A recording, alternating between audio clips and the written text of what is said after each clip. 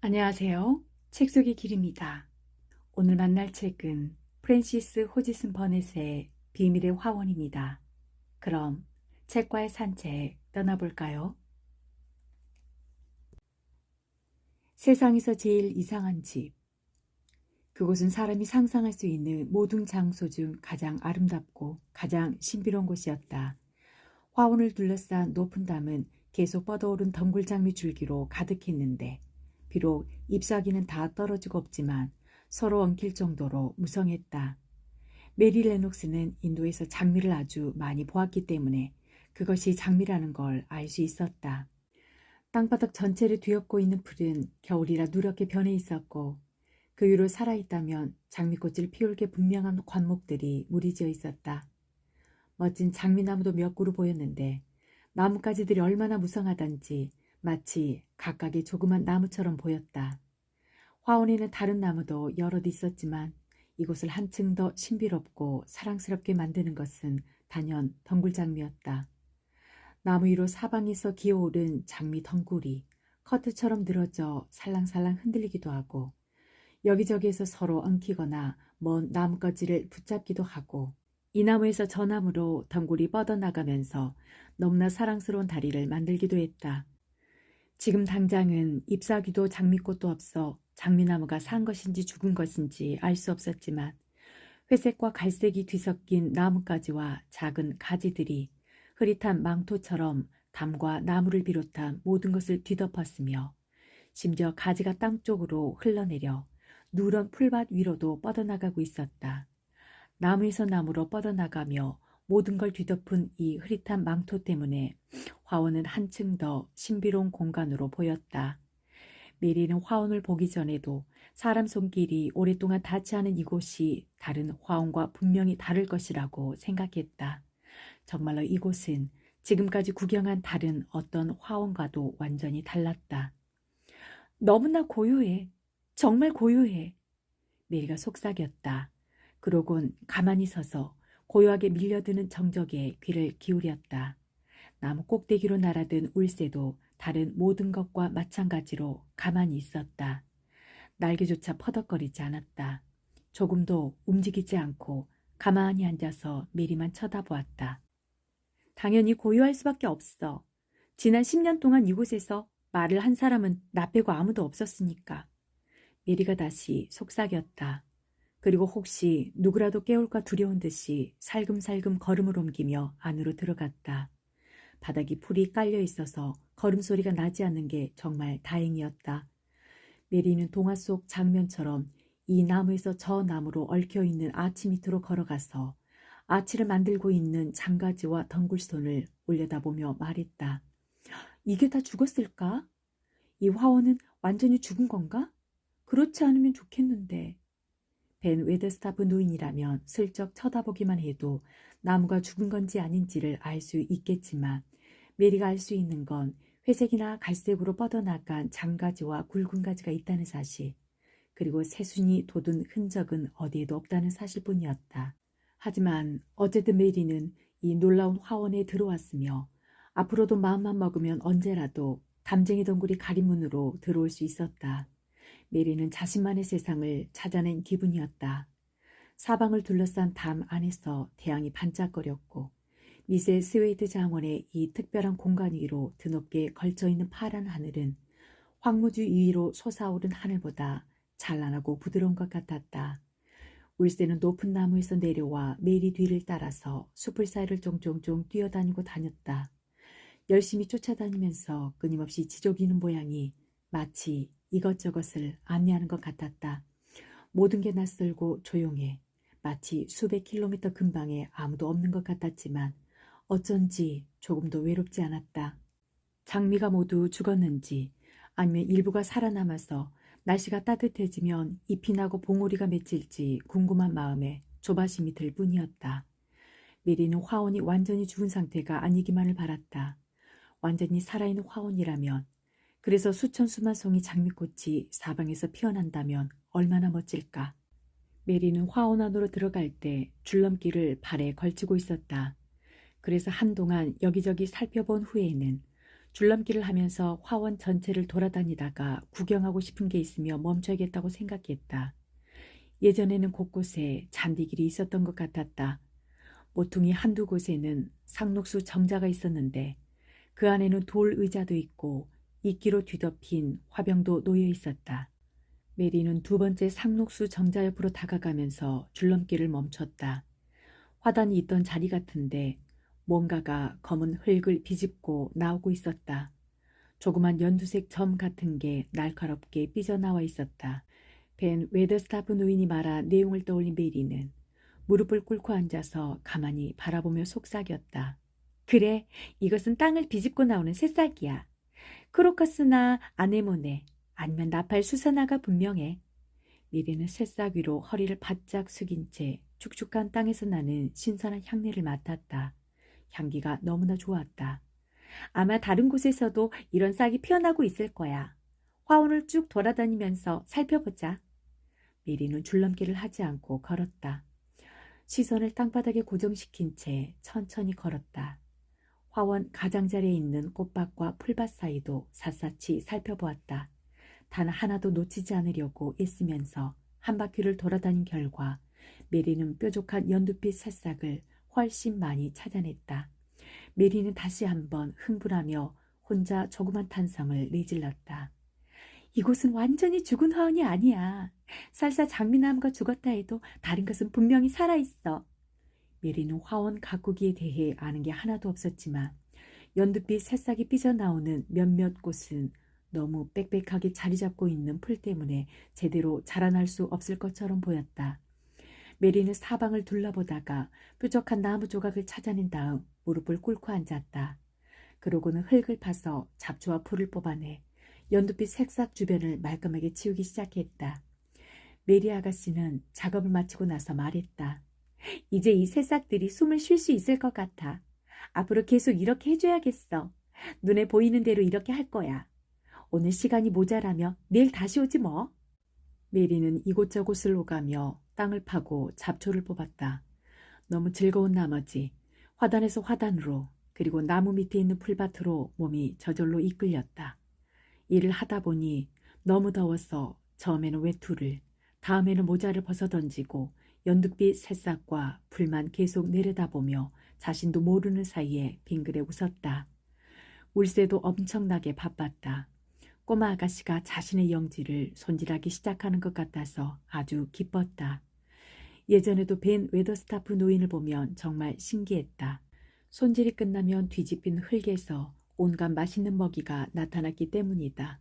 그런데 지금 이곳에 벤 노인의 절반 크기도 안 되면서 자신의 화원까지 들어올 정도로 똑똑한 인물이 새로 나타나 단번에 이 일을 시작하지 않았겠는가. 화원에서 열심히 일하다 보니 어느덧 점심 식사를 하러 갈 시간이 되었다. 이 생각을 떠올린 건 사실 식사 시간이 훨씬 지난 다음이었다. 메리는 외투와 모자를 걸치고 줄넘기를 집어들었다. 자신이 벌써 두세 시간이나 쉬지 않고 일했다는 사실을 도저히 믿을 수가 없었다. 너무나 행복한 시간이었다. 깨끗하게 정돈된 곳에 수십 개씩 돋아나 있는 조그만 연두빛 새싹들은 풀과 잡초 때문에 숨이 막혔던 때보다 2배는 기뻐하는 것처럼 보였다. 메리는 새롭게 발견한 왕국을 쭉 둘러보면서 나무와 장미덩굴이 사람 말소리를 알아듣기라도 하는 것처럼 중얼거렸다. 이따 오후에 다시 올게. 그러곤 풀밭을 가볍게 가로지르며 뛰어가서 낡은 문을 밀어 천천히 열고 담쟁이 동굴 밑으로 살짝 빠져나갔다. 메리가 발그스레한 뺨과 반짝이는 눈으로 음식을 아주 많이 먹자 마사도 기뻐하며 말했다. 괴기 2덩이에 쌀 푸딩 2그릇씩이나. 오메, 줄넘기 때문에 아가씨가 요렇게런 변했다는 말을 들으면 우리 엄니가 아주 좋아하겠네요. 메리는 아까 뾰족한 나무로 흙을 파다가 양파처럼 생긴 하얀 뿌리 같은 걸 파냈었다. 깜짝 놀란 메리는 그것을 다시 제자리에 돌려놓고 흙을 덮어서 조심스럽게 다독거려 주었었다. 그런데 마사라면 그게 무엇인지 알 거라는 생각이 들었다. 마사, 양파처럼 생긴 하얀 뿌리는 뭐야? 그건 구근이치라. 봄꽃은 대부분 구근에서 피어난 게요.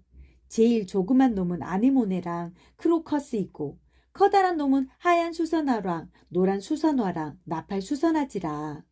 제일 커다란 놈은 백합이랑 보라색 창포꽃이고요. 야, 그놈들은 정말 좋아라. 디콘도 그놈들을 잔뜩 모아다가 우리 집 조그마 화단에 심었지라. 디콘은 구근에 대해서 잘 알아? 문득 떠오르는 생각을 가슴에 품은 채 메리가 물었다. 우리 디코는 벽돌담에서도 꽃을 피울 수 있을게요. 우리 말씀이 걔가 속삭이기만 해도 꽃들이 땅에서 피어난다고 하더만요. 구구는 오래 살아? 사람이 보살피지 않아도 몇 년 동안 계속 살아? 메리가 마음을 졸이며 묻자 마사가 대답했다. 그놈들은 스스로 살아간단께요. 그랑께 가난한 집에서도 그놈들을 키울 수 있지라. 사람이 못살게 굴지만 않으면 평생을 땅속에서 살면서 사방으로 뻗어나가 새끼를 만들어냈지라. 이곳 공원 숲에도 아네모네 수천 송이가 피어나는 곳이 있을 정도인께요. 봄이 오면 요크셔 전체에서 그곳 경치가 제일 예쁠 거구먼요. 그런디 그걸 누가 언제 거기다 심었는지 아무도 모른단께요. 지금 당장 봄이 오면 좋겠어. 영국에서 자라나는 꽃은 모두 다 구경하고 싶어. 메리는 식사를 재빨리 마치고 벽난로 양탄자에 앉았다. 메리가 제일 좋아하는 자리였다. 저 조그만 삽이 있으면 좋겠어. 메리가 말하자 마사가 웃으면서 물었다. 삽은 어디다 쓰려고 그런가요? 흙이라도 파려고요. 이것도 우럼니언티 마려야 쓰겠구먼. 메리는 벽난로에서 피어오르는 불을 바라보며 가만히 생각했다. 비밀의 왕국을 지키려면 조심해야 한다. 마사가 해를 끼치지는 않겠지만 문이 열렸다는 사실을 크레이븐 고모부가 알기라도 하면 무섭게 화를 내며 새 자물쇠로 영원히 잠가버릴 게 분명했다. 그런 일만은 무슨 일이 있어도 피하고 싶었다. 그래서 머릿속으로 곰곰이 생각하며 천천히 말했다. 이곳은 너무나 크고 외로운 곳이야. 저택도 쓸쓸하고 공원도 쓸쓸하고 정원도 쓸쓸해. 너무 많은 곳이 닫혀있는 것 같아. 인도에서도 할 일은 별로 없었지만 그래도 구경할 사람들은 훨씬 많았어. 행진하는 군인과 원주민도 있고 연주하는 악대도 있고 내 아야는 항상 많은 이야기를 해주었어. 그런데 이곳에는 너랑 벤 할아버지를 빼며 얘기를 나눌 상대도 없어. 그런데 너는 할 일이 많고 벤 할아버지는 나랑 말을 잘 안 해. 그래서 삽이라도 하나 있으며 벤 할아버지가 땅을 파는 것처럼 적당한 곳을 판 다음에 씨앗이라도 얻어서 조그만 화단을 만들면 좋겠다고 생각했어. 마사가 기쁜 얼굴로 소리쳤다. 딱 맞네요. 딱 맞아. 우리 엄니 말이 딱 맞아. 엄니 말씀이 그 널따란 곳에는 빈 공간도 많으니 아가씨한테 좁게 떼어주지 그려. 설사 파슬리나 무밖에 못 심는다고 해도 말이여.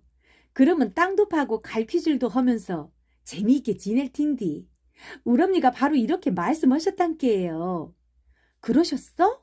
내 어머니는 정말 많은 걸 알고 계시는구나. 그렇지?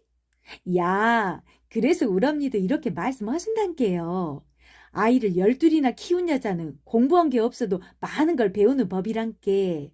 아이들이 이치를 깨닫게 하는 산수 같은 것인께. 삽 한 자루를 사려면 얼마나 들까? 조그만 거로. 메리가 묻자 마사가 가만히 생각하며 대답했다. 저 스웨이트 마을에 상점이 한두 집이 있는디. 삽하고 갈퀴하고 쇠스랑을 조그만 정원용 세트로 묶어서 2실링에 파는 걸 본 적이 있어라. 튼튼해서 그런 데로 쓸만해요. 내 지갑에 더 많은 돈이 있어. 모리슨 부인이 5실링을 주었고 메드록 부인도 크레이븐 고모부에게서 받은 돈을 나에게 주었어. 메리가 말하자 마사가 깜짝 놀라며 물었다. 주인님이 아가씨를 그렇게 많이 생각했남요? 메드록 부인이 말하길 앞으로 내가 용돈으로 일주일에 1실링씩 받을 거래. 자기가 매주 토요일에 줄 거라면서. 그런데 그 돈을 어디다 쓰면 좋을지 모르겠어.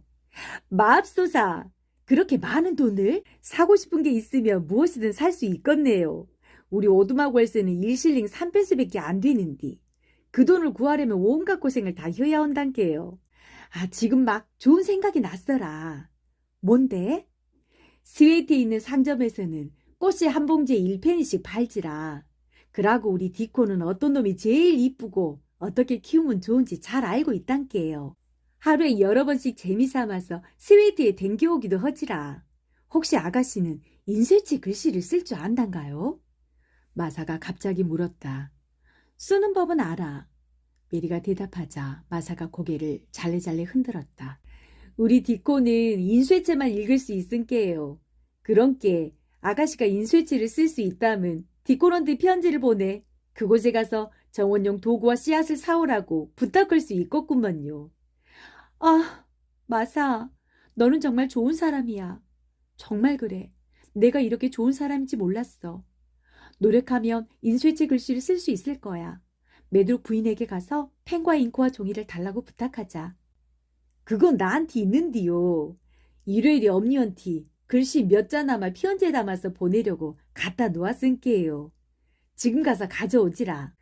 마사는 밖으로 뛰어나갔고 메리는 너무 기쁜 나머지 불가에 선 채로 가늘고 조그만 손으로 깍지를 끼고 비틀었다. 그러면서 속삭였다. 삽이 생기면 흙을 보송보송하게 일굴 수도 있고 잡초도 파낼 수 있어. 그래서 씨앗을 구에다가 뿌려놓는다면 화오는 절대로 죽지 않을 거야. 다시 살아날 거야. 그날 오후에 메리는 다시 밖으로 나가지 않았다. 펜과 잉크와 종이를 가지고 돌아온 마사는 식탁을 치우고 접시와 그릇 모두를 아래층으로 날라했으며 마사가 부엌에 들어서자마자 메드록 부인이 뭔가 또 다른 일을 시켰기 때문이다. 그래서 메리는 마사가 돌아올 때까지 기다려야만 했는데 그 시간은 정말이지 길게 느껴졌다. 게다가 디콘에게 편지를 쓰는 건 정말 힘든 작업이었다. 가정교사마다 메리를 너무 싫어해서 금방 도망쳤기 때문에 제대로 배운 게 거의 없었다. 철자법 자체도 정확히 모를 정도였다. 하지만 노력하다 보니 그런대로 인쇄체를 쓸 수 있었다. 마사가 메리에게 불러준 편지는 이런 내용이었다. 사랑하는 디콘에게 그동안 잘 있었니? 나는 잘 지내고 있어. 메리 아가씨에게 돈이 많으니까 내가 스웨이트에 가서 화단을 만드는데 필요한 꽃씨와 정원용 도구를 사오면 좋겠구나. 제일 예쁘고 쉽게 자라는 씨앗을 고르렴. 아가씨는 전에 밭일을 해본 적도 없고 이곳과 완전히 다른 인도에서 살았거든.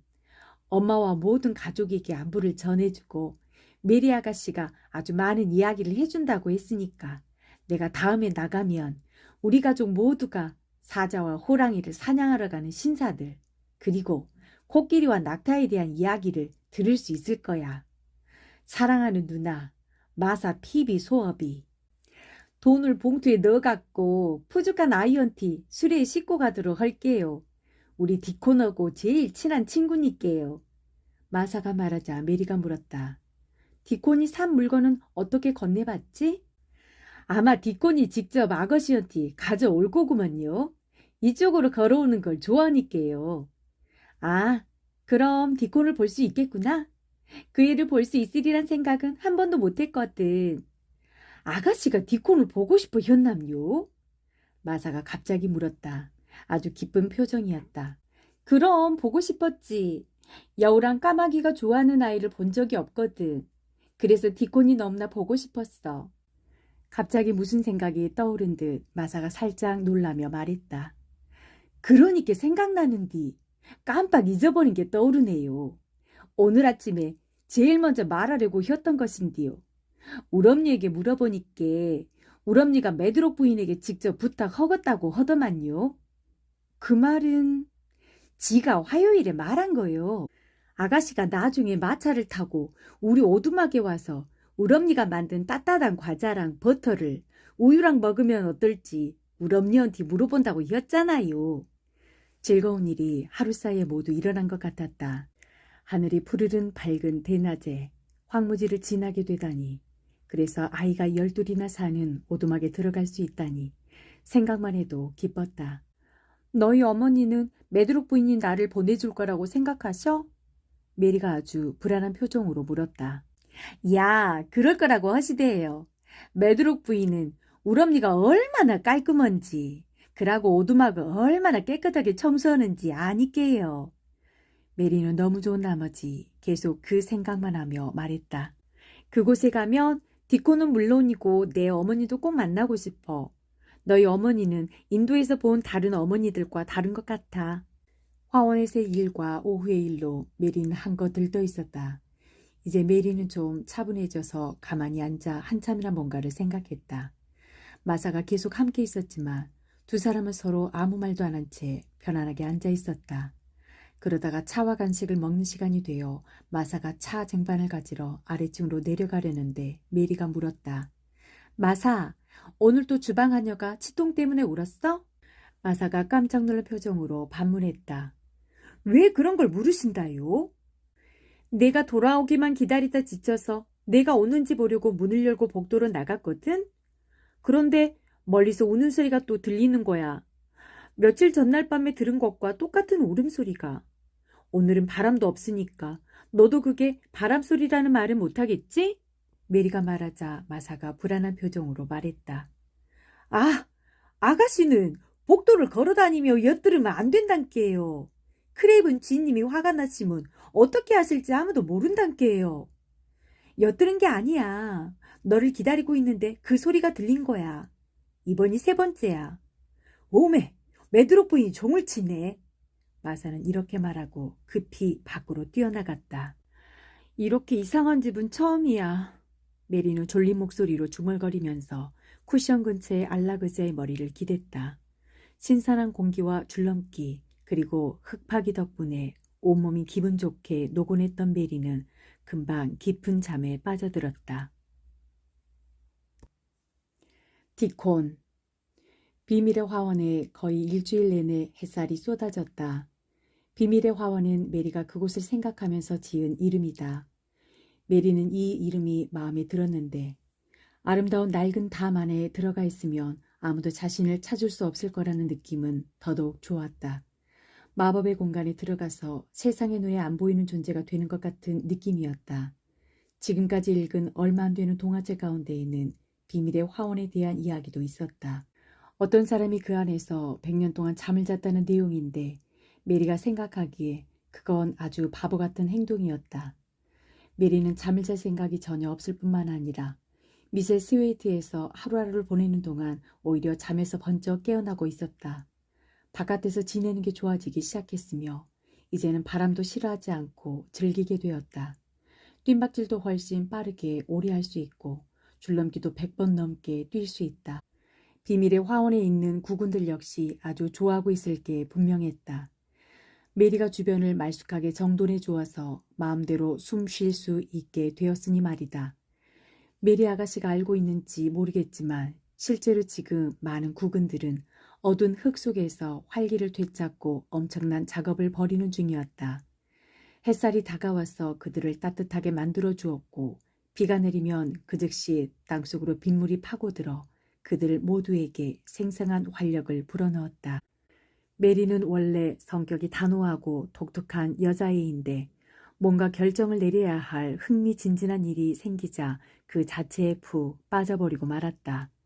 끊임없이 흙을 파고 잡초를 뽑아내며 몇 시간을 일해도 힘들기는커녕 갈수록 재미가 늘었다. 일 자체가 너무나 매혹적인 놀이 같았다. 뾰족하게 고개를 내민 연두빛 새싹도 기대한 것보다 훨씬 많이 눈에 띄어 마치 사방에서 피어오르는 것 같았다.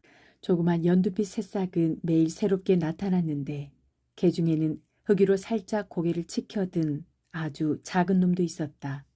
그 숫자가 너무 많아서 수천 송이 아네모네가 새끼를 치며 사방으로 뻗어 나갔다는 마사의 말이 떠오를 정도였다.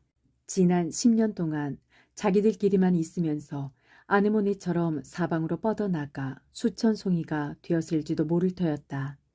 메리는 얼마나 많은 시간이 흘러야 이 애들이 자기들이 꽃이란 사실을 자랑하게 될지 궁금했다. 그래서 가끔 작업을 멈추고 화원을 둘러보며 사랑스러운 꽃 수천 송이가 사방을 뒤덮으면 어떨까 하며 상상의 나래를 펼치기도 했다. 햇살 가득한 한 주일 동안에 메리는 벤 웨더스타프 노인과 훨씬 더 가까워졌다. 메리는 흙 속에서 불쑥 튀어나온 것처럼 갑자기 옆에 나타나 노인을 몇 차례나 놀라게 만들었는데 사실은 자신이 다가오는 걸 보고 벤 노인이 연장을 챙겨들고 다른 곳으로 가버릴까 두려운 나머지 언제나 최대한 조용하게 다가갔기 때문에 그런 것이다. 하지만 사실 노인은 처음처럼 메리를 강력하게 거부하지 않았다. 메리가 자신처럼 늙은 사람과 친해지려고 하는 걸 보고 뿌듯한 마음이 들기도 했다. 게다가 메리가 예전과 달리 예의 바르게 행동하는 게 아닌가. 메리는 벤 노인을 처음 보았을 때 원주민에게 말하던 습관대로 노인에게 말을 걸었는데 노인은 메리의 그런 습관을 몰랐다. 메리 역시 까다로운 성격의 요크셔 늙은이는 주인에게도 허리 숙여 인사하는 법이 없고 오직 자기에게 주어진 일에만 열중할 뿐이라는 사실을 몰랐다. 어느 날 아침에는 노인이 고개를 들다가 바로 옆에 서 있는 메리를 발견하고 이렇게 말했다. 아가씨는 인자 울새랑 똑같단께. 어디서 오는지도 모르게 불쑥불쑥 나타나니 말이여. 울새랑 나는 이제 친구거든. 메리가 말하자 노인이 기분 나쁘다는 듯 말을 내뱉었다.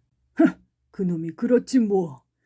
허영심과 변덕만 가득혀가지고 여자들 꽁무니만 쫓아댕기니께 지 꼬리 깃털을 살랑거리면서 자랑할 수만 있다면 무슨 짓이라도 할 놈인께. 어차피 온몸에 자만심이 그득한 놈이여. 노인은 평소에 말이 거의 없는 데다가 메리가 물어도 아무 대답 없이 툴툴거리기 일쑤였지만 그날 아침에는 유난히 말이 많은 것 같았다. 노인이 자리에서 일어나 징이 박힌 장화를 삽자루에 올려놓은 채 메리를 바라보며 불쑥 물었다. 아가씨는 여고 온 지 얼마나 됐소? 한 달 정도 된 것 같아. 아가씨가 미세 스웨이트의 체면을 살려주고 있구먼. 처음보다 살도 많이 붙고 얼굴도 그렇게 노리끼리 허지 않은 걸 보니께 처음 여고 왔을 적에는 덜 뽑힌 까마구 새끼처럼 보이더만 그렇게 못나고 심술궂은 얼굴은 처음 봤은께. 메리는 허영심이 없고 자기 생김새에 대해 깊이 생각한 적이 한 번도 없기 때문에 이 말에 그다지 신경 쓰지 않고 대답했다. 내가 보기에도 살이 붙은 것 같아. 예전에는 긴 양말을 신으며 헐렁하게 주름이 잡혔는데 이제는 점점 꽉 끼거든. 할아버지, 저기 울새가 있어. 그쪽에 진짜로 울새가 있었다. 메리는 울새가 그 어느 때보다 멋져 보인다고 생각했다. 공단처럼 기름기가 자르르 흐르는 빨간 조끼 차림으로 양쪽 날개와 꼬리를 퍼덕이고 고개를 갸웃거리면서 너무나 활기차고 우아하게 이리저리 폴짝폴짝 뛰어다니는 중이었다. 벤 웨더스타프 노인으로 하여금 자신의 멋진 모습에 감탄하도록 만들려고 단단히 결심한 것 같았다. 하지만 노인은 빈정거릴 뿐이었다. 그려, 저기 있구먼. 더 좋은 사람이 없을 때에는 나랑 가끔 놀아주겠다는 것이구먼. 지난 2주 사이에 저놈 가슴이 훨씬 빨개지고 깃털도 반지르르 헌디. 내는 그 이유를 잘 알고 있지라. 어디에선가 아주 건방진 암컷을 꼬시고 있는 중인게. 자기가 미셀 황무지에서 제일 멋진 수컷 울새고 다른 모든 수컷과 싸울 준비가 돼 있다고 거짓부렁을 늘어놓음시롱. 아, 저길 봐. 메리가 감탄했다. 노인을 유혹하려고 단단히 결심했는지 울새가 쫑쫑거리며 점차 다가와서 노인을 너무나 매혹적인 시선으로 바라보았다. 그러더니 제일 가까이 있는 까치밤나무 덤불로 날아올라 머리를 갸웃거리며 노인에게 귀여운 노래를 불러주었다. 저놈은 저렇게 하면 내가 넘어갈 거로 생각하는구마. 지노모티 넘어가지 않는 건 하나도 없다고 생각하니께. 저놈 생각이 저렇게 모자르단께. 벤 노인이 얼굴을 잔뜩 찌푸리며 말했지만 메리가 보기에는 기쁜 마음을 억지로 숨기려고 그러는 것 같았다. 울새가 양쪽 날개를 활짝 펼쳤다. 그러고는 메리가 눈으로 보고도 믿을 수 없는 행동을 했다. 벤 노인의 삽자루 손잡이로 곧장 날아와서 그 위에 살포시 앉은 것이다. 그러자 노인의 얼굴주름이 조금씩 바뀌며 완전히 새로운 표정으로 변했다. 노인은 조금도 움직이지 않았다.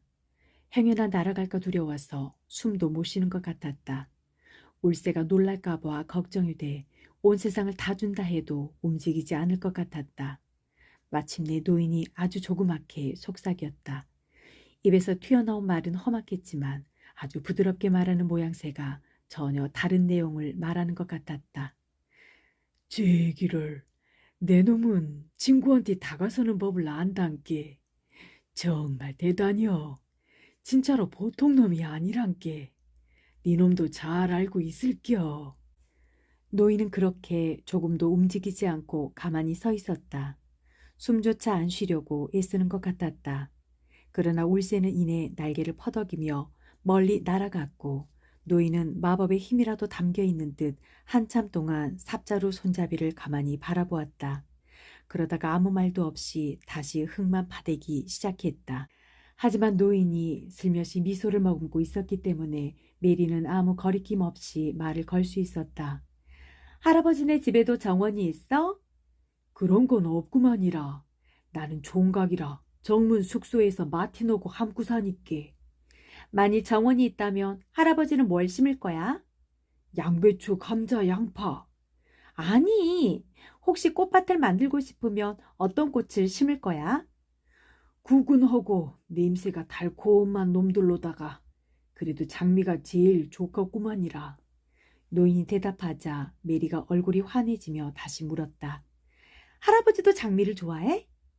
벤 웨더스타프 노인이 잡초 하나를 뿌리째 뽑아서 옆으로 내던진 다음에 대답했다. 당연히 좋아하지라. 장미 키우는 법을 어떤 젊은 부부한테 배웠은께. 부인은 자신이 제일 좋아하는 곳에 장미를 엄청 많이 심어 놓고서 자식이라도 되는 맨키로 울새라도 되는 맨키로 좋아하셨구먼. 고개를 숙여서 장미한테 뽀뽀를 한 적도 있은께. 노인이 잡초를 또 뽑아내고 눈살을 찌푸리며 덧붙였다. 그게 벌써 10년이나 지났구먼. 그 부인은 지금 어디에 있는데? 메리가 흥미를 느끼며 묻자 노인이 삽을 땅속 깊숙이 박으면서 대답했다. 하늘나라, 사람들이 그렇다고 하더만요. 장미는 어떻게 되었는데? 메리가 한층 더 호기심을 내며 다시 물었다. 그냥 내비뒀어라. 메리는 더욱 흥미가 일어났다. 그래서 과감하게 물었다. 그래서 모두 죽었어? 장미는 그냥 내버려두면 죽는 거야? 벤 웨더스타프 노인이 마지못해 입을 열었다.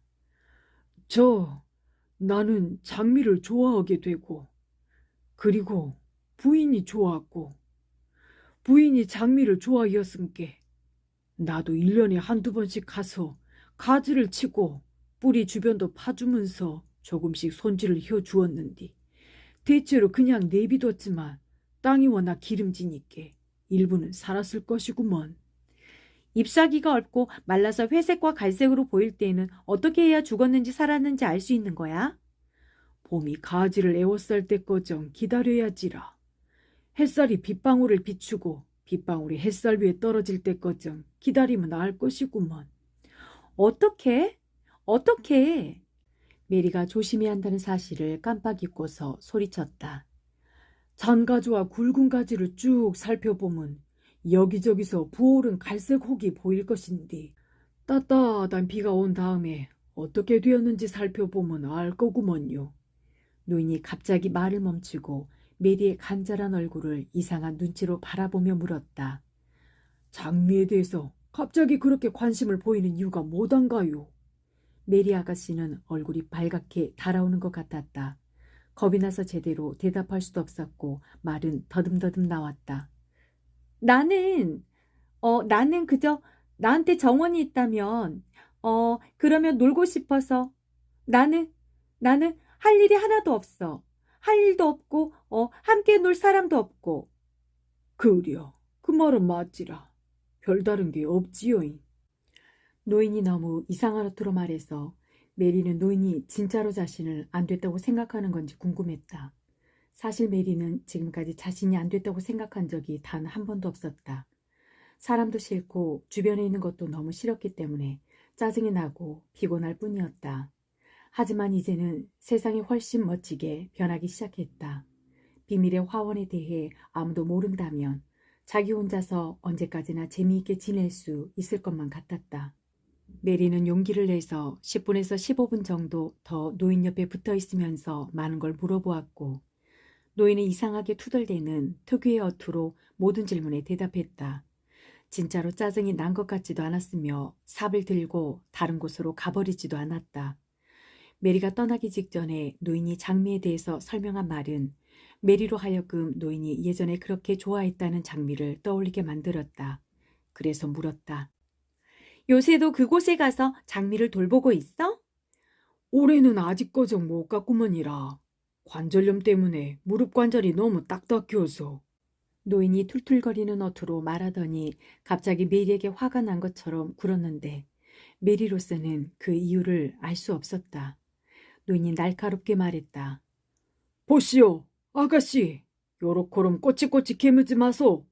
아가씨처럼 꼬치꼬치 캐묻는 골치 아픈 아그는 처음이란게. 그만 가서 혼자 노시오. 오늘은 더 할 말이 없은게. 너무 짜증스러운 어투라서 메리는 더 이상 그곳에 있어봐야 아무 소용없다는 걸 깨달았다. 그래서 천천히 줄넘기를 하면서 바깥 산책로를 따라 내려가며 노인에 대해 곰곰이 생각하고 자신이 그렇게 퉁명스러운 노인을 좋아하는 게 정말 이상하다고 혼자서 중얼거렸다. 그랬다. 메리는 벤 웨더스타프 노인이 좋았다. 정말 좋았다. 그래서 언제라도 노인과 이야기를 나누고 싶었다. 게다가 노인은 꽃에 대해서는 무엇이든 알고 있다는 믿음까지 생겨나기 시작했다. 월계수 울타리를 심어놓은 산책로는 비밀의 화원을 빙글 돌아가 공원숲으로 들어가는 문에서 끝났다. 메리는 산책로를 따라 줄넘기를 하며 내려가다가 혹시 숲속에 깡충거리며 뛰어다니는 산토끼가 있는지 살펴볼 생각이었다. 줄넘기는 정말 재미있었다. 메리는 조그만 문에 다다르자 문을 활짝 열고 그 안으로 들어갔다. 아주 이상한 휘파람 소리가 나지막하게 들렸는데 그게 무슨 소리인지 알고 싶었기 때문이다. 정말 이상한 소리였다. 메리는 숨을 죽인 채 걸음을 멈추고 소리의 정체를 살폈다. 어떤 사내 아이가 나무 밑에 등을 기대고 앉아 대강 다듬어 만든 나무 피리를 불고 있었다. 12살 정도 되어 보이는 재미있게 생긴 아이였다. 아주 단정해 보였는데 코는 위로 올라간 들창코고 두 뺨은 양귀비처럼 빨갰다. 메리 아가씨는 사내의 얼굴에서 그렇게 동그랗고 새파란 눈동자를 본 적이 없었다.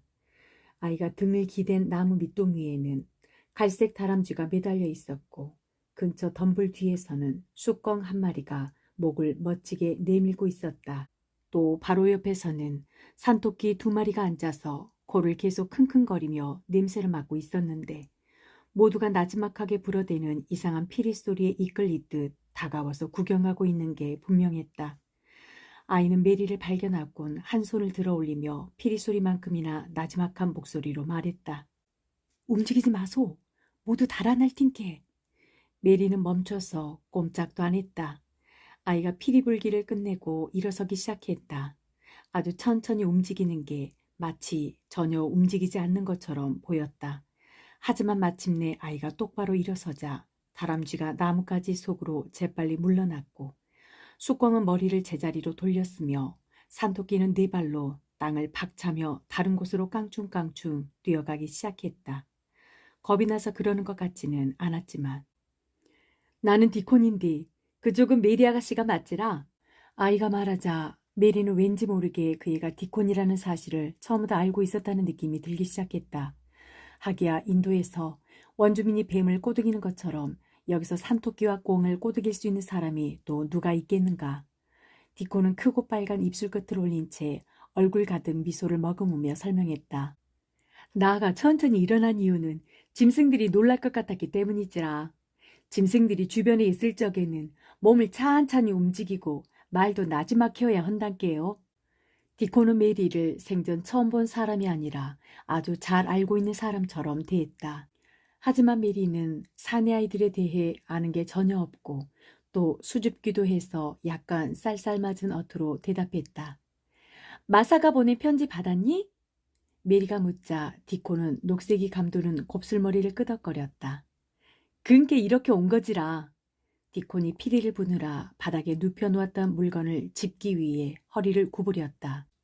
원예용품을 가져왔어라. 조그만 삽과 갈퀴, 쇠스랑, 괭이. 이야, 정말 좋은 물건이지라. 게다가 모종삽도 있단께요. 그리고 씨앗가정 사니께 상좀 아줌니가 하얀 양귀비와 파란 참제비꽃과 씨앗가정 한 봉지씩 얹어주더만요. 어떤 씨앗인지 보여줄래? 메리가 물었다. 자신도 디콘처럼 말하고 싶었다. 디콘은 아주 빨리 또 편안하게 말했다. 누덕누덕 기운 옷차림에 우스꽝스러운 얼굴 그리고 녹색이 감도는 빨강 머리카락을 한 소녀는 초란 황무지 출신이면서도 자신은 메리가 마음에 들고 메리 역시 자신을 좋아하는 게 분명하다고 여기고 있는 어투였다. 메리가 디콘에게 가까이 다가가자 상쾌하고 신선한 히스콧 향기와 풀과 나뭇잎 냄새가 풍겼다. 마치 몸 전체가 히스꽃과 풀과 나뭇잎으로 만들어진 것 같았다. 메리는 그 향기가 너무 좋았다. 그래서 빨간 뺨에 크고 새파란 눈을 한 디콘의 우스꽝스러운 얼굴을 들여다보면서 자신이 수줍어했다는 사실조차 잊어버렸다. 이 통나무에 앉아서 구경하자. 두 사람이 통나무에 앉자 디콘은 외투 주머니에서 갈색 종이로 대충 싼 조그만 꾸러미를 꺼냈다. 묶은 줄을 풀자 안에서 꽃그림이 그려진 훨씬 깨끗하고 작은 봉지 여러 개가 나왔다. 목서초와 양귀비가 많아라. 목서초는 꽃이 필 때 향기가 제일 좋은디다. 어디에 심든 잘 자라고 양귀비도 똑같지라. 휘바람만 불어도 꽃망울을 터뜨릴 정도인께 정말 좋은 꽃이지라. 디콘이 말을 멈추고 재빨리 고개를 돌렸다. 뺨이 양귀비처럼 새빨갛게 보이는 소년의 얼굴이 환해졌다. 울새가 우리를 부르는 소리가 들리는디 어디에 있단가요? 울창한 호랑가시 나무 덤불에서 지지배배 소리가 흘러나왔다. 반짝반짝 진홍색 열매가 달려있는 덤불이었다. 메리는 어떤 울새인지 알 것 같았다. 그래서 물었다. 진짜 우리를 부르는 소리야? 디코는 세상에서 제일 당연한 말이라는 듯이 대답했다. 야, 자기랑 친구로 지내는 사람을 부르는 소리구먼요. 지금 이렇게 말하고 있은게요. 나는 여기에 있어. 나를 봐. 얘기를 나누고 싶어. 저기 덤불 안에 있구먼요. 저 새는 누구센가요? 배는 할아버지새야. 하지만 나랑도 조금은 아는 사이야. 메리가 대답하자 디콘이 다시 나지막한 목소리로 말했다. 야, 저 새가 아가씨를 아는구먼요. 아가씨를 좋아해요. 아가씨를 친구로 생각해요. 저 새라면 1분 안에 아가씨에 대한 나은티 완전히 털어놓겠구먼요. 디코는 아까처럼 천천히 움직이며 덤불 바로 옆에까지 다가가서는 울새가 지저귀는 것과 똑같은 소리를 뱉어냈다. 울새는 잠시 그 소리를 열심히 듣더니 질문에 대답이라도 하는 것처럼 지지배배 울었다. 이윽고 디콘이 껄껄 웃으며 말했다. 야, 이 새는 아가씨 친구여라. 정말 그런 것 같아? 저 새가 정말 나를 좋아하는 것 같아? 메리가 아주 좋아하며 물었다. 정말 알고 싶었다. 그렇지 않다면 아가씨를 찾아오지 않았겠지라. 새들은 친구를 잘 사귀지 않는디다. 울새는 사람을 사람보다 잘 놀려대는 성질이 있은께요. 보셔라. 이 새가 지금 아가씨한테 말을 하고 있구먼이라. 아가씨는 친구도 못 알아봐. 하고 말하네요. 정말 그 말이 사실인 것처럼 보였다. 울새가 고개를 옆으로 기울인 채 지지배배 노래하면서 덤불 위를 좌우로 쫑쫑쫑 뛰어다녔다. 너는 새가 말하는 소리를 전부 알아듣니? 메리가 묻자 디코는 입꼬리가 올라간 빨갛고 커다란 입만 보이게 얼굴 한가득 미소를 퍼뜨리며 더벅머리를 긁었다. 그런 것 같구먼요. 그러고 새들도 내가 그런다 생각하고 황무지에서 새들하고 정말 오랫동안 지냈으니께요. 새들이 알을 깨고 나오는 모습이랑 깃털이 나는 거랑 날아가는 법을 배우고 노래를 시작하는 것까정 지켜보다 본게 결국에는 나도 새가 된 것 같단께요. 어떨 때는 내가 새인 것도 같고 여우 같기도 하고 산토끼나 다람쥐 심지어 딱정벌레가 된 것 같은 생각이 드는디 왜 그런지 모르겠단께요. 디콘이 웃으면서 통나무로 돌아와 다시 꽃씨에 대해 말하기 시작했다. 꽃봉오리가 피면 어떤 모습이 되는지 알려주고 씨앗을 심는 법과 살펴보는 법 그리고 거름과 물을 주는 법도 가르쳐 주었다. 그러곤 갑자기 메리에게도 눈길을 돌리며 말했다. 잘 보시오. 내가 직접 심어볼 띵께. 화원이 어디지라? 메리는 가느다란 손가락으로 깍지를 끼고 손을 무릎에 올려놓았다. 어떻게 대답해야 좋을지 몰라 1분 동안이나 아무 말도 안 했다. 이런 상황은 생각지도 못했다. 답답했다. 얼굴이 빨개졌다가 하얗게 변하는 느낌이 들었다. 조그만 화원이라도 있겠지라. 안 그라요? 메리의 얼굴이 빨개졌다가 하얗게 변한 건 사실이었다. 디코는 그 모습을 고스란히 지켜보았다. 메리가 여전히 아무 말도 안 하자 디코는 이제 당황하기 시작했다. 사람들이 아거시언티 땅떼기를 조금도 안 주던가요? 아직까정 조그만 화원도 없단가요? 메리는 깍지 낀 손에 힘을 더 주고 디콘을 바라보았다. 그리고 천천히 말했다. 나는 사내 아이들에 대해서 아는 게 없어. 너는 비밀을 지킬 수 있니? 내가 알려주면 말이야. 아주 중요한 비밀이야. 다른 사람이 그 사실을 알게 되면 나는 어떻게 해야 할까? 아마 죽고 말 거야.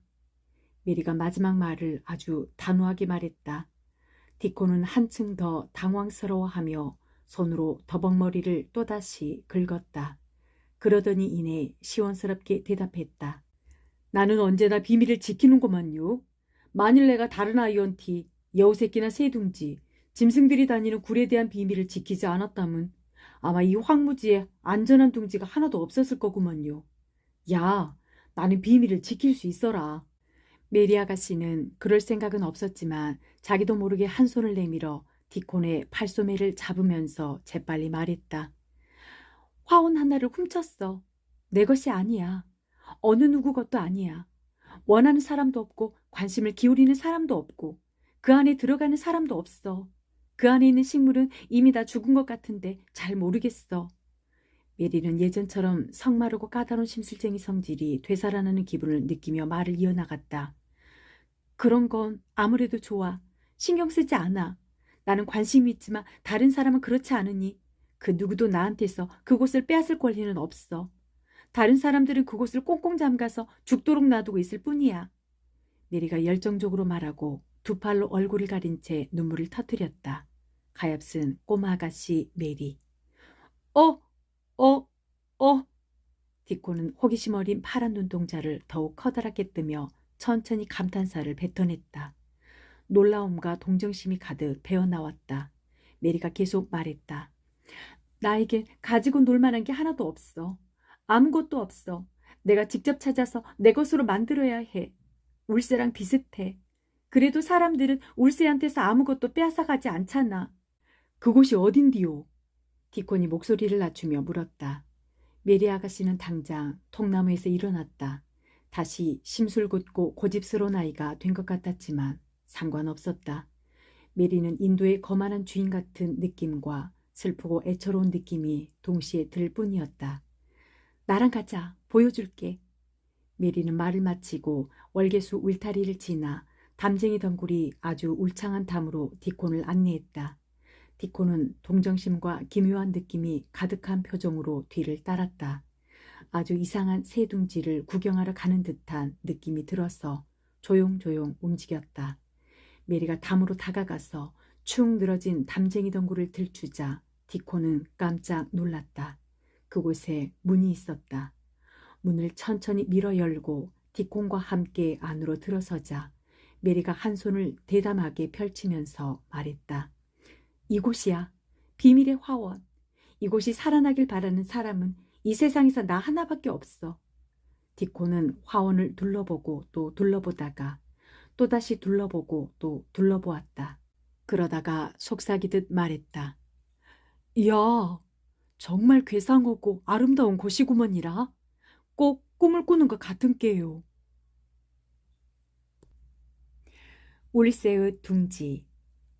디코는 메리가 지켜보는 앞에서 2, 3분 동안 가만히 선 채로 주변을 둘러보다가 조심스럽게 걷기 시작했다. 메리가 처음 이곳에 들어와서 걸을 때보다 훨씬 조심스러운 발걸음이었다. 두 눈은 모든 것을 뚫어지게 쳐다보는 것 같았다. 회색나무 그 위로 올라가 나뭇가지에서 밑으로 축 늘어진 회색 덩굴, 담과 풀밭 사이를 기어가는 덩굴, 돌 의자와 높다란 화병들이 놓여있는 상록수 정자. 이곳을 보게 되리라곤 상상도 못했구먼요. 마침내 디콘이 속삭이듯 말했다. 너도 이곳을 알고 있니? 메리가 물었다. 커다란 소리였다. 그러자 디콘이 신호를 보내며 주의를 주었다. 조그맣게 말여야 해요.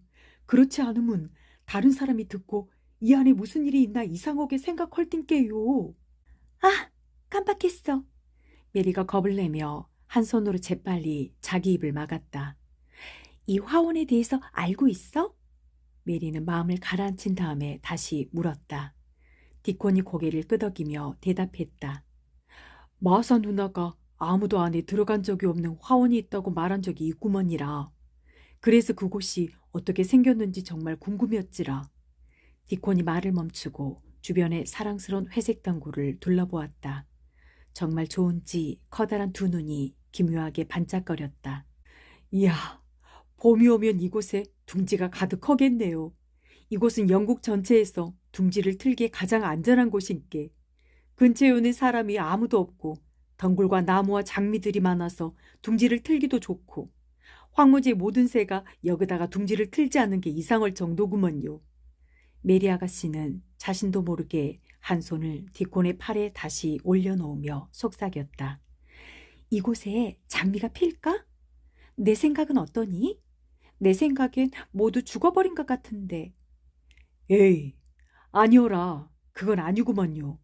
모두 죽은 건 아니오라. 여길 보란께요. 디콘이 가장 가까이에 있는 나무로 다가갔다. 나무 밑동이 회색 이끼가 가득한 늙은 나무지만 장가지와 굵은 가지들이 얽혀있는 덩굴 커튼을 튼튼하게 받쳐주고 있었다. 디콘은 주머니에서 뭉툭하게 생긴 접는 칼을 꺼내 날 하나를 펼쳤다. 잘라내야 헐 죽은 나무가 아주 많구먼요. 오래된 나무도 많고 하지만 작년에 새로 가지를 낸 나무도 많은디 이게 새로 자란 가지여라. 디콘이 말하면서 조그만 가지를 만졌다. 딱딱하게 메마른 회색이 아니라 갈색이 감도는 녹색 가지였다. 메리는 희망에 가득 찬 공손한 자세로 그 가지를 만졌다. 이거? 살아있는 게 분명해? 정말? 디콘이 커다란 입으로 한방 미소를 지으며 대답했다. 이건 아가씨나 남의 키로 썽썽어지라. 메리는 썽썽하다라는 건 살아있다 혹은 생생하다라는 뜻이라는 걸 마사에게 들은 기억이 났다. 그래서 속삭이는 목소리로 감탄했다. 이게 썽썽하다니 정말 기뻐. 이곳의 모든 나무가 썽썽하면 좋겠어. 화원을 한 바퀴 돌면서 썽썽한 나무가 얼마나 되는지 세어보자. 메리는 너무 좋아서 숨을 헐떡일 정도였고 디콘도 마찬가지였다. 두 아이는 이 나무에서 저 나무로 이 덤불에서 저 덤불로 옮겨 다녔다. 디콘은 한 손에 칼을 들고 이것저것을 보여주었으며 그럴 때마다 메리는 손뼉을 치며 좋아했다.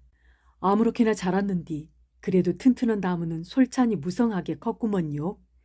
허약한 놈은 죽어버렸지만 다른 놈들은 자라고 또 자라서 뻗고 또 뻗은 모양이 참말로 훌륭해요. 여길 보시오. 디콘이 메말라 보이는 굵은 회색 가지를 끌어당겼다. 모르는 사람이라면 이게 죽었다고 생각하겠지라. 하지만 내 생각은 다른디.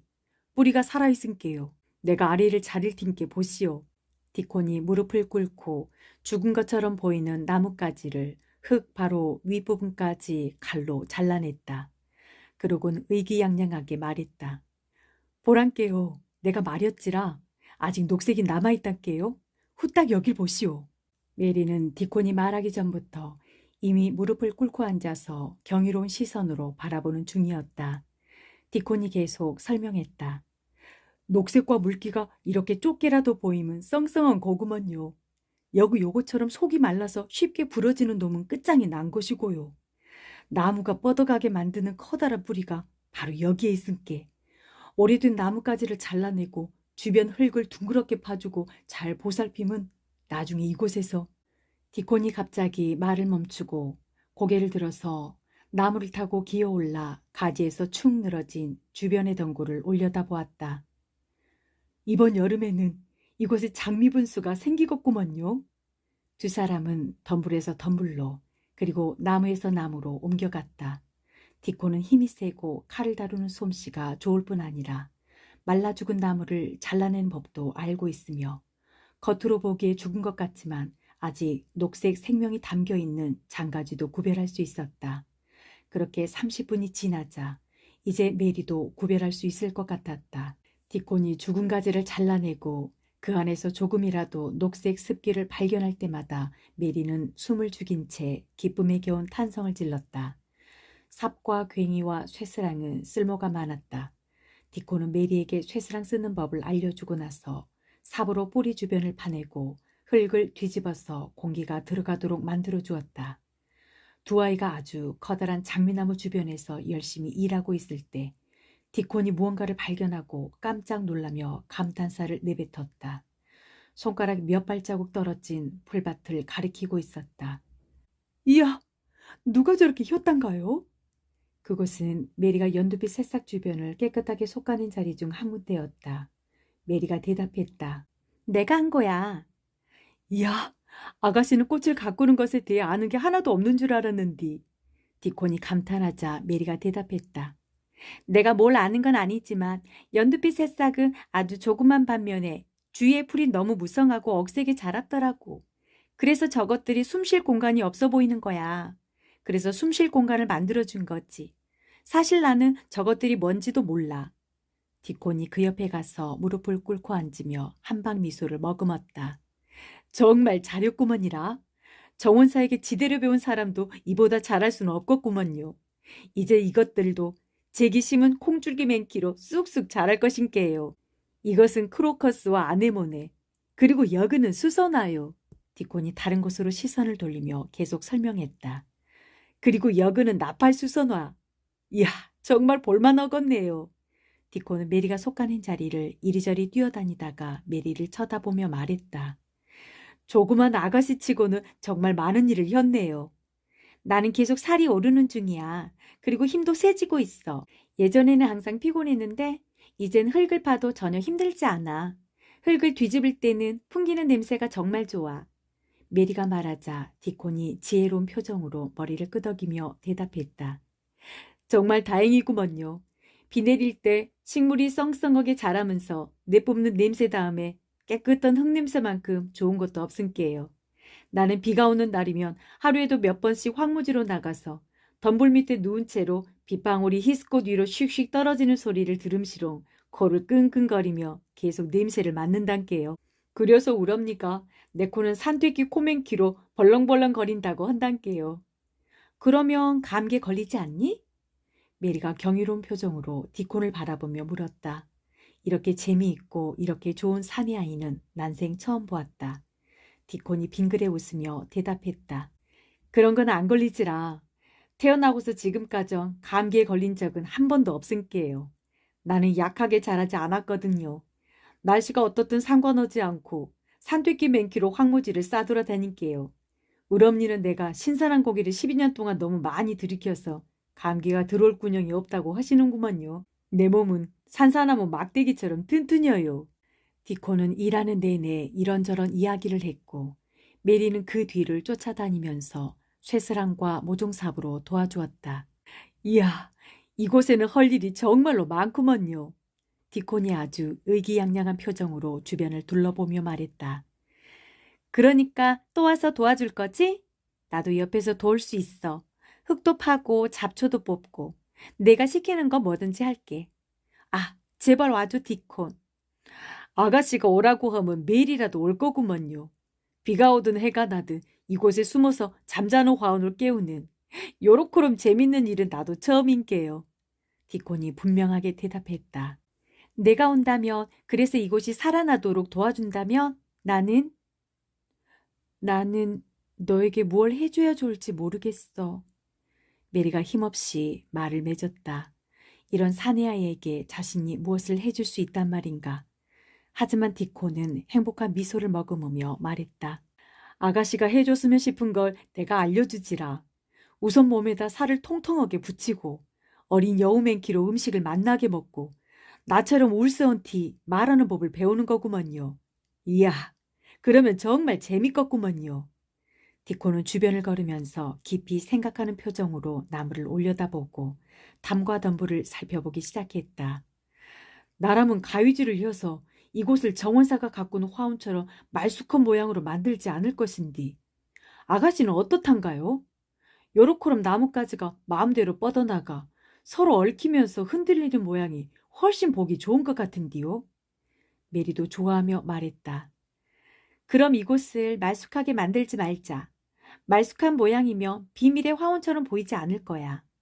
디콘이 가만히 선 채 당혹스러운 표정으로 빨간 머리칼을 긋다가 입을 열었다. 이곳은 비밀의 화원이 분명한디 10년 전에 이곳을 잠근 다음에도 월세 말고 누가 댕겨간 것처럼 보이는구먼요. 하지만 문은 잠겨 있고 열쇠는 땅에 묻혀 있었는걸? 아무도 들어올 수 없었다고. 그곳은 맞는디 참말 이상하네요. 내가 보기에는 여기저기에 쪼까하게 손질을 한 것 같은디. 몇 년 전에. 하지만 어떻게 그럴 수가 있겠니? 메리가 말하자 디콘이 장미가지 하나를 살펴보다가 고개를 저으며 중얼거렸다. 야, 어째 그럴 수 있었을까이? 문은 잠겨있고 열쇠는 파묻었었는디. 메리 아가씨는 앞으로 아무리 오랜 세월이 지난다 해도 비밀의 화원이 깨어나기 시작하던 첫날 아침을 영원히 못 잊을 것 같은 기분이 들었다. 화원은 그날 아침 메리가 보는 앞에서 깨어나기 시작하는 것처럼 보였다. 디콘이 씨앗을 뿌릴 장소를 고르고 있을 때 메리는 문득 베질이 자신을 놀려대며 부르던 노래가 떠올랐다. 그런데 방울처럼 생긴 꽃도 있니? 메리가 묻자 디콘이 모종삽으로 흙을 파내면서 대답했다. 은방울꽃이 긁고 초롱꽃과 도라지꽃도 그런디요. 그런 꽃도 심도록 하자. 은방울꽃은 벌써 여기 있는디요. 내가 보았은게요.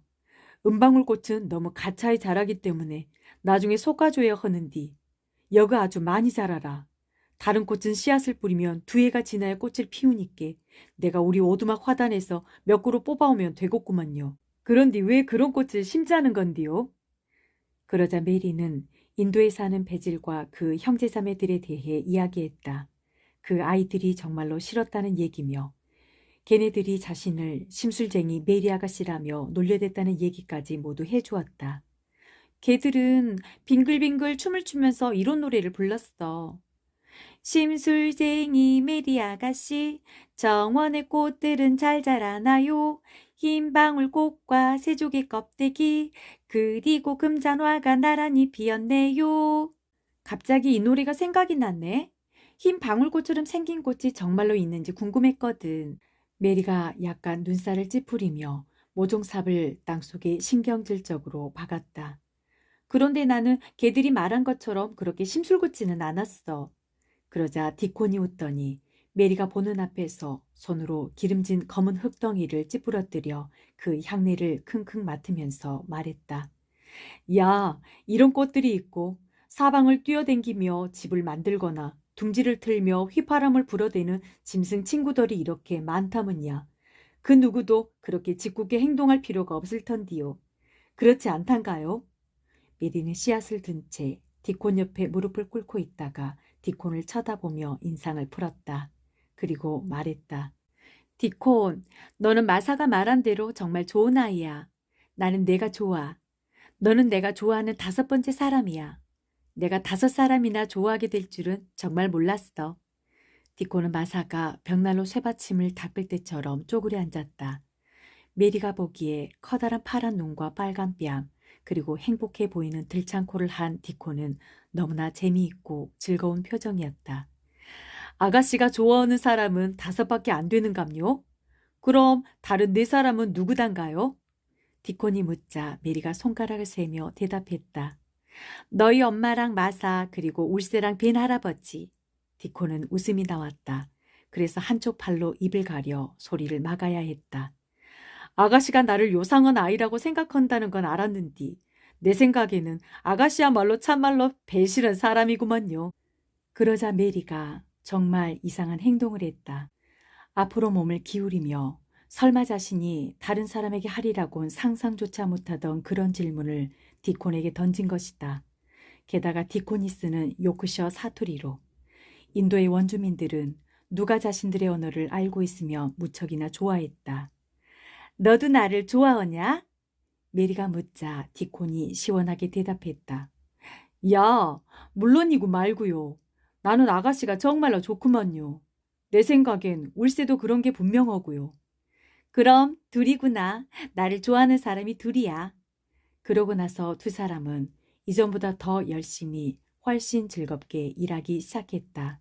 마당에 있는 커다란 시계가 땡땡거리며 점심시간을 알려줄 때 메리는 깜짝 놀라기도 하고 서운하기도 했다.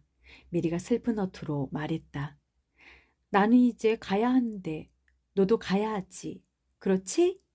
디콘이 빙그레 웃었다. 나는 점심을 몸에 놓고 다닐 수 있어라.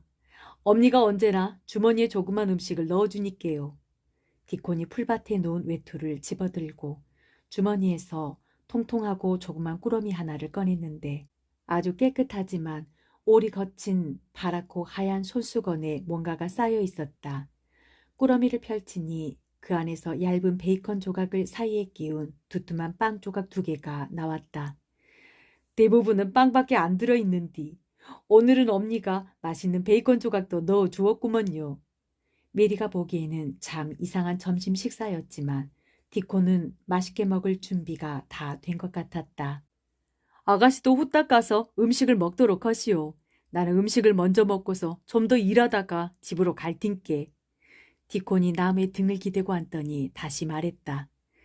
울새를 불러다가 베이컨 껍질을 쪼아 먹으라고 해야겠네요. 새들은 이런 껍질을 정말로 좋아함께. 메리는 그곳을 떠나기가 정말 싫었다.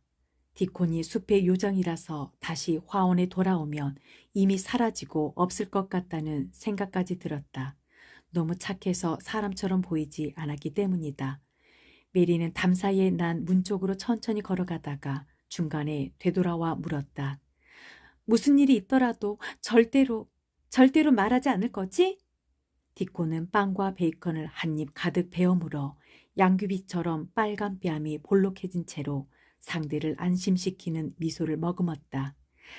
만일 아가씨가 울세인디 나온 뒤 둥지를 보여주었다면 아가씨는 나가 그곳을 다른 사람한테 말할 것으로 생각한단가요? 아니오라. 아가씨는 울세맨키로 안전혀라. 메리는 정말 그럴 거라는 확신이 들었다. 저에게 땅을 조금 주실 수 있나요? 메리는 너무 빨리 뛰어서 방에 도착할 즈음에는 숨이 다 가빴다. 머리칼은 헝클어져서 이마를 덮었고 두 뺨은 환한 분홍빛이었다. 점심 식사는 식탁에 차려져 있었고 마사는 그 옆에서 기다리고 있었다. 좀 늦었구먼요. 어디 갔다 왔단가요? 디콘을 만났어. 마침내 디콘을 만났다고. 그 애가 올 줄은 알았는디. 아가씨가 보기에는 어떻든가요? 마사가 의기양양하게 물었다. 내가 보기에 디코는 정말 잘생겼어. 메리가 분명한 어조로 대답하자 마사가 깜짝 놀라면서도 기뻐하는 표정을 지었다. 그 애는 처음 태어날 때부터 정말로 좋은 아이이긴 하지만 그래도 잘생겼다는 생각은 한 번도 아니었는디요. 코가 너무 많이 치켜졌은께. 나는 그런 들창코가 좋아. 그라고 눈이 너무 동그란디요. 색깔은 아주 좋지만서도. 마사가 약간 의심쩍은 표정으로 말했다. 하지만 메리는 이번에도 분명한 어조로 대답했다. 나는 동그란 눈이 좋아. 그리고 황무지 위로 펼쳐진 새파란 하늘처럼 보이는 눈동자도 마음에 들어. 마사가 만족스러운 미소를 가득 머금었다. 우럼니는 갸가 새랑 구름을 항상 올려다봐서 눈동자가 그런 색깔로 되었다고 말씀하시지라. 하지만 입이 너무 큰 것 같은디 그렇지 않단가요? 마사가 물었지만 메리는 고집스럽게 대답했다. 나는 디콘의 커다란 입이 좋아. 내 입도 그렇게 크면 좋겠어. 마사가 환하게 웃으며 대답했다. 아가씨는 얼굴이 조그만한 게 입이 고로코름 크면 참말 이상하게 보일 거구먼요. 어쨌든 나는 아가씨가 그 애를 만나면 그렇게 생각할 걸로 알고 있었구먼요. 그래 씨앗과 원예용품 마음에 든단가요? 디콘이 그걸 가져온 걸 어떻게 알아? 나는 그 애가 그걸 가져오지 않을 거란 생각을 한 적이 없는디요. 요코쇼에 있는 거라면 분명히 가져올 텐게요. 정말 믿을 수 있는 아이니께요. 메리는 마사가 대답하기 곤란한 질문을 던지지는 않을까 걱정했었지만 마사는 그런 질문을 하지 않았다. 마사는 씨앗과 원예용품에만 많은 관심을 보였다. 메리가 두려워한 순간이 단 한 번 있긴 했다. 꽃씨를 어디에 뿌릴 생각이냐고 물을 때가 그랬다. 마사는 줄기차게 물었다. 그것에 대해서 누구한테 물어본 적이 있단가요? 아직은 아무에게도 묻지 않았어. 메리가 망설이며 대답했다. 그람은 원예 책임자한테는 묻지 마소. 로치 씨는 너무 거만한게. 나는 그 사람을 본 적이 없어. 밭일을 하는 일꾼과 벤 할아버지만 보았을 뿐이야. 내가 아가씨람은 나는 배는 한 해 언티 물을 것이구먼요. 그 한 해는 겉보기처럼 나쁜 사람이 아닌게요. 투컴은 투덜대긴 하지만 크레이븐 쥐님도 배는 한 해가 하고 싶은 대로 하도록 놔둘 정도인게요. 쥐마님이 살아있을 때부터 그 한 해가 여기서 일하며 마님을 재미있게 웃기곤 했은게요. 마님은 배는 한 해를 좋아하셨지라. 아마 그 한 해람은 아가씨한테 길에서 벗어난 모퉁이 하나 정도는 구해 주겠지라. 길에서 벗어난 모퉁이라며 아무도 쓰지 않을 테니까 내가 써도 뭐라 하는 사람이 없을 거야. 그렇지? 메리가 가슴을 졸이며 묻자 마사가 대답했다. 그럴 이유가 없지라. 아가씨는 아무런 해도 끼치지 않은게요. 메리가 점심을 최대한 빨리 먹고 식탁에서 일어나자마자 다시 밖으로 나가기 위해서 모자를 쓸어 방으로 뛰어가려는데 마사가 메리를 말렸다. 헐 말이 있구먼요. 아가씨가 식사 먼저 헌 다음에 얘기하려고 한 것인디. 크레이븐 쥐님이 오늘 아침에 돌아오셔서 아가씨를 만나려고 하시는 것 같은디요. 메리는 얼굴이 하얗게 변했다. 아? 왜? 왜? 내가 이곳에 올 때 고모부는 나를 만나고 싶지 않다고 했잖아. 피처가 말하는 소리를 들었어. 하지만 메드록 부인이 그러는데 우럼니 땀시 그런 것 같아요. 우럼니가 스웨이트 마을을 걸어다니다가 쥐님을 만났다대요. 쥐님과 말씀 나눈 적은 한 번도 없지만 크레이븐 마님은 우리 오두막에 두세 번 댕겨 가셨구먼요. 쥐님은 잊어버렸지만 우럼니는 기억하고 있었는디. 그래서 대담하게 쥐님 앞으로 나섰지라. 우럼니가 아가씨에 대해 쥐님한테 뭐라고 말했는지는 모르겠지만 그 땀시 쥐님이 내일 또 다른 곳으로 가시기 전에 아가씨를 만나야 오겠다고 마음먹게 되었단께요. 아? 고모부가 내일 다른 곳으로 가신대? 정말 다행이야. 이번에는 오랫동안 떠나 계실 예정이라고 하더만요. 가을이나 겨울까지 돌아오지 않으신께요. 외국 여러 곳을 여행하신다는디 항상 그러신께요. 아, 정말 다행이야. 너무 기뻐. 메리가 좋아하며 말했다. 만일 고모부가 겨울까지, 아니 가을까지라도 돌아오지 않는다며 비밀의 화원이 살아나는 걸 구경할 시간은 충분할 터였다. 설사 그 다음에 고모부가 사실을 알고 화원을 빼앗는다 해도 그 정도면 충분히 만족할 수 있었다. 내 생각에는 고모부가 언제 나를 만나려고 하실 것 같... 메리는 말을 다 마칠 수가 없었다. 문이 열리면서 메드록 부인이 들어왔기 때문이다. 부인은 제일 좋은 검은색 드레스와 모자 차림을 하고 목깃을 커다란 브로치로 고정시켰는데 브로치에는 남자 사진이 들어있었다. 컬러 사진의 주인공은 몇 해 전에 죽은 남편인데 부인은 정장 차림을 할 때마다 항상 그 브로치를 착용했다. 부인은 급히 서두르는 기색이 역력했다. 말소리도 평소보다 몇 배는 빨랐다. 머리가 엉망이군요. 가서 빗으로 빗어요. 마사, 아가씨에게 제일 좋은 드레스를 입히도록. 크레이븐 주인님께서 아가씨를 서재로 데려오라고 하셨으니까. 메리의 뺨에서 분홍빛이 모두 사라졌다. 심장이 쿵쿵 뛰기 시작하더니 자신이 예전에 딱딱하고 못생긴 말없는 아이로 다시 돌아가는 느낌이 들었다. 메리는 아무 대답도 하지 않은 채 뒤로 돌아 침실로 들어갔고 마사가 뒤따라 들어왔다.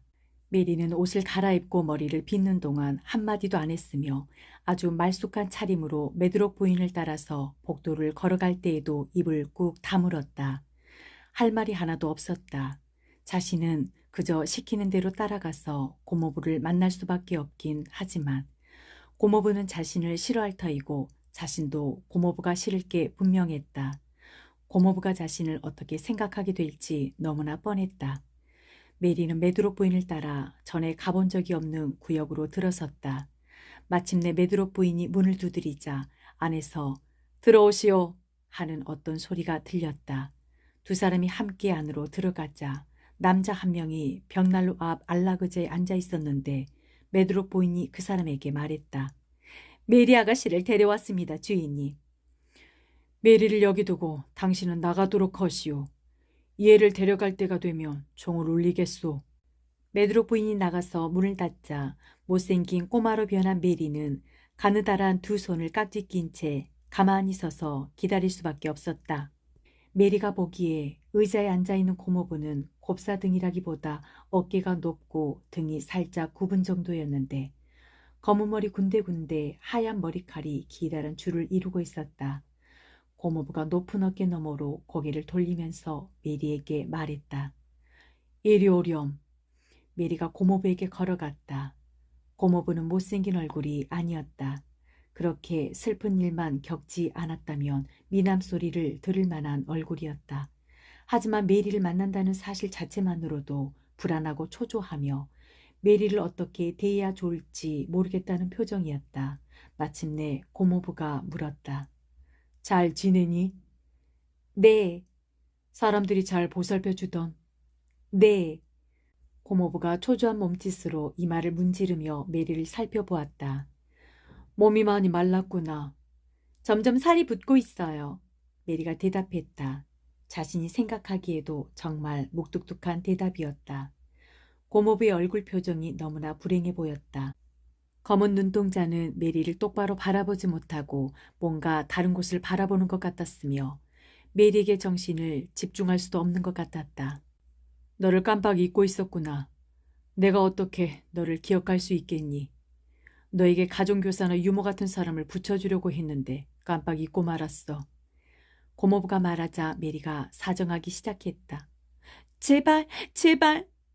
하지만 목구멍에서 뭔가 울컥 치밀어 숨을 막았다. 뭐 하고 싶은 말이 있니? 고모부가 물었다. 저는 이제 충분히 커서 유모가 필요 없어요. 그리고 제발 아직은 가정교사를 붙이지 마세요. 메리가 말하자 고모부가 다시 이마를 문지르며 쳐다보았다. 그건 소업이 부인이 한 말과 똑같구나. 어리나간 것처럼 중얼거리는 어투였다. 그러자 메리가 모든 용기를 짜내며 더듬거렸다. 그 부인이 마사의 엄마인가요? 그래, 그런 것 같구나. 그분은 아이들에 대해 잘 알아요. 아이가 12이나 되니까요. 고모부가 정신을 차리고 물었다. 너는 어떻게 하고 싶니?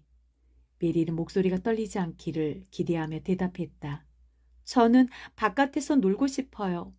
인도에서는 밖에서 논 적이 없어요. 이곳에서는 밖에서 노니까 배도 고프고 살도 붙어요. 고모부가 메리를 살펴보며 말했다. 소업이 부인도 그게 너에게 좋을 거라고 하더구나. 아마 그럴 거야. 부인은 너한테 가정교사를 붙이기 전에 우선 체력부터 기르도록 하는 게 좋을 거라더구나. 밖에서 놀 때 황무진 너머에서 바람이 불어오면 체력이 강해지는 느낌이 들어요. 메리가 힘주어 말했다. 그러자 고모부가 다시 물었다. 그럼 어디에서 노니? 사방에서요. 마사네 엄마가 줄넘기를 보내주었어요. 그래서 줄넘기를 하면서 뛰어다녀요. 그리고 식물이 흙을 비집고 나오는 걸 구경해요. 아무 해도 끼치지 않고요. 메리가 숨을 헐떡이며 대답하자 고모부가 걱정스러운 어투로 말했다. 그렇게 겁먹지 마렴. 너처럼 어린애가 어떻게 해를 끼칠 수 있겠니? 너라면 하고 싶은 대로 해도 괜찮아. 메리는 손으로 목을 가렸다.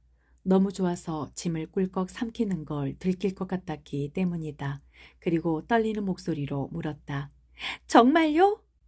불안해하는 메리의 조그만 얼굴이 고모부를 한층 더 걱정스럽게 만드는 것 같았다. 그렇게 겁먹을 필요가 없단다. 물론 정말이지. 나는 내 후견인이야. 비록 아이를 돌볼 능력도 없고 너한테 마음을 기울일 시간이나 여유가 없긴 하지만 나는 너무 아파서 정신이 산만하단다. 하지만 네가 행복하고 편안하게 지내길 바라고 있어. 나는 아이에 대해서 아는 게 없지만 너에게 필요한 건 메드록 부인이 모두 해줄 거야. 오늘 너를 부른 이유는 내가 너랑 만나야 한다고 소업이 부인이 말했기 때문이란다. 딸한테서 너에 대해 들었다더구나. 부인은 내가 신선한 공기를 마시면서 마음대로 뛰놀아야 한다고 생각해. 그분은 아이에 대해 모든 걸 알아요. 메리가 뻔뻔함을 무릅쓰고 또다시 말했다. 그렇겠지. 처음에는 황무지에서 길을 막는 걸 보고 아주 무례하다고 생각했단다. 그런데 크레이븐 부인이 예전에 자기에게 친절하게 대했다는 말을 하더구나. 고모부는 죽은 아내에 대해 말하는 게 아주 힘들어 보였다. 소업이 부인은 존경스러운 여인이지. 지금 너를 보니 부인 의견이 아주 적절한 것 같구나. 이곳은 아주 넓은 곳이니 아무 데나 가서 마음껏 즐겁게 뛰어놀도록 하려무나. 고모부가 갑자기 생각났다는 표정으로 덧붙여 물었다. 혹시 뭐 필요한 건 없니? 장난감이나 책이나 인형 같은 거. 저에게 땅을 조금 주실 수 있나요? 떨리는 목소리였다. 너무나 간절한 마음에 메리는 자신이 하려던 말은 이게 아니었음을, 지금 튀어나온 말은 누가 들어도 이상할 수밖에 없음을 미처 깨닫지 못하고 있었다. 고모부는 깜짝 놀란 표정으로 반문했다. 땅이라니, 그게 무슨 말이니? 씨앗을 심으려고요. 꽃을 키우고 꽃이 살아나는 걸 보려고. 메리가 더듬거리자 크레이븐 고모부는 잠시 메리를 바라보다가 한 손을 재빨리 두 눈 위로 옮기더니 천천히 말했다. 너는 꽃 키우는 걸 좋아하니? 인도에 있을 때에는 그런 걸 몰랐어요. 항상 아프거나 피곤하기도 했지만 날씨도 너무 뜨거웠어요. 가끔 모래에다 조그만 화단을 만들어서 그 안에 꽃을 찔러 넣기만 했어요. 하지만 이곳은 다르잖아요. 땅을 조금이라도 달라. 크레이븐 고모부가 혼잣말로 중얼거렸다. 메리는 자신의 말이 고모부에게 어떤 기억을 불러 일으킨 것 같다는 생각이 들었다. 크레이븐 고모부가 동작을 멈추고 입을 여는데 짙은 두 눈이 아주 부드럽고 다정하게 보였다. 그래, 원하는 땅이 있으면 마음대로 가지도록 하렴. 내 말을 들으니까 땅과 꽃을 사랑하던 어떤 사람이 떠오르는구나. 마음에 드는 땅이 있으면 그 땅을 가지렴 이해야. 그래서 꽃이 활짝 살아나도록 하려무나. 크레이븐 고모부가 미소 비슷한 걸 얼굴에 머금었다. 아무 땅이나 가져도 되나요?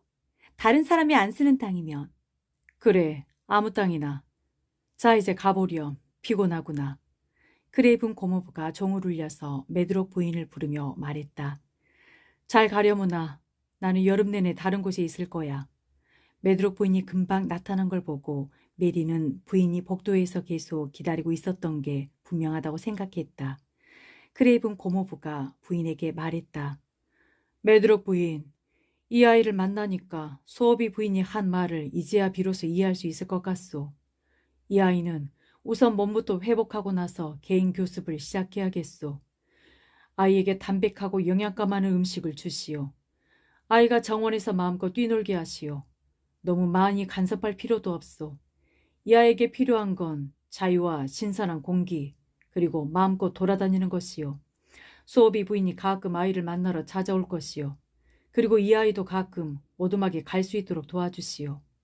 메드록 부인은 기쁜 표정이었다. 메리에게 너무 많이 간섭할 필요가 없다는 말을 들으니 마음이 놓였다. 사실 지금까지 메드록 부인은 메리가 귀찮게만 느껴졌고 그래서 최대한 신경을 안 쓰려고 노력하던 참이었다. 게다가 메드록 부인은 마산의 엄마를 아주 좋아했다. 그래서 이렇게 대답했다. 고맙습니다. 주인님, 수잔 소업이와 저는 함께 학교에 다녔습니다. 아마 그처럼 정이 많고 마음 착한 여인은 쉽게 찾을 수 없을 거예요. 저는 아직까지 아이를 낳은 적이 없지만 수잔 소업이는 12씩이나 낳아서 모두 건강하고 바르게 기르고 있답니다. 메리 아가씨는 그들에게 아무런 해도 입지 않을 겁니다. 저 역시도 아이들에 관한 일은 언제나 수잔 소업이에게 조언을 구하니까요. 감히 말씀드리자면 수잔 소업이처럼 착한 여인은 찾기 어려울 겁니다. 그럴 것이요. 이제 메리를 데려가고 피처를 불러주시오. 메드록 부인은 방이 보이는 복도 초입까지 메리를 데려다주고 자리를 떠났다. 메리는 자기 방으로 재빠르게 뛰어들었다. 마사가 안에서 기다리고 있었다. 사실 마사는 음식 그릇을 모두 치운 다음에 서둘러 돌아온 상태였다. 메리가 소리쳤다. 이제 꽃씨를 뿌릴 수 있게 됐어. 마음에 드는 땅에다 멋진 화원을 가꿀 거야. 가중교사는 오랫동안 오지 않을 거야. 너희 엄마도 나를 보러 올 거고 나도 너희 오두막에 갈 수 있어. 나처럼 조그만 아이는 아무런 해도 끼칠 수 없으니 무엇이든 어디서든 마음대로 해도 된다고 고모부가 말했어. 마사가 기쁜 표정으로 좋아했다. 야, 주인님은 정말로 훌륭하시단께요. 그렇잖아라. 메리가 엄숙하게 말했다. 마사, 고모부는 정말 훌륭하신 분이야. 얼굴이 너무나 쓸쓸해 보이고 이마가 좀 넓은 것 같지만. 메리는 최대한 빨리 화원으로 뛰어갔다. 생각보다 집안에 오래 있었으니 디코는 7km나 되는 길을 걸어가려고 벌써 나갔을 게 분명했다. 메리가 담쟁이 덩굴 밑에 있는 문으로 살짝 들어서니 원래 디콘이 있던 자리에 그 아이의 모습은 보이지 않았다. 그곳으로 뛰어가서 사방을 둘러보았지만 어디에도 보이지 않았다. 디코는 이미 떠나갔고 비밀의 화원은 텅 비어 있었다. 울새만 담장 너머로 날아와 장미덩굴에 앉아서 메리를 바라볼 뿐이었다. 메리는 우울한 어투로 중얼거렸다. 디콘이 갔어. 아, 그 애는 숲의 요정이었을까? 장미덩굴에 찔러 놓은 뭔가 하얀 게 보였다. 종이 한 장이었다. 메리가 마사 대신 인쇄체로 편지를 적어서 디콘에게 보낸 바로 그 종이었다. 그게 장미동굴의 기다란 가시에 끼워져 있었다. 메리는 디콘이 남겨둔 거라는 사실을 금방 알아차렸다. 종이에는 어설픈 인쇄체 글씨와 무슨 그림이 그려져 있었다. 처음에는 그게 어떤 그림인지 이해할 수 없었다. 그러다가 그게 새가 앉아있는 둥지라는 걸 깨달았다. 그 밑에는 인쇄체 글씨로 이렇게 적혀 있었다. 나흘 중에 다시 올게요.